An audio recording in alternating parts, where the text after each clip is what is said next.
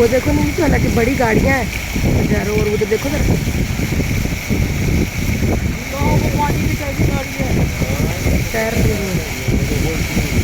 वो पिकअप वाला उठा, वो रिकवरी वाला उठा रहा था भाई के साथ वो ये भी रुक गई है बेचारी। ये देखो कि लोग कैसे निकल के गए होंगे। ऊपर देखो पानी ऊपर पानी।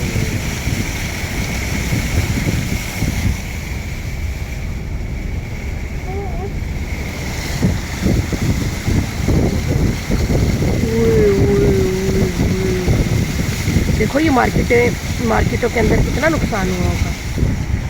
और आप देखो कितनी ऊपर ऊपर तक है ना। यहाँ वाले लोग तो गर्म ही खाते हैं।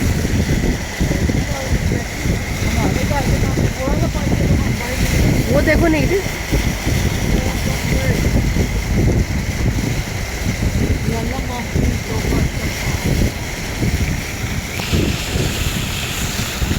पाकिस्तान में ऊपर ऊपर पैकेज नहीं बनाएंगे।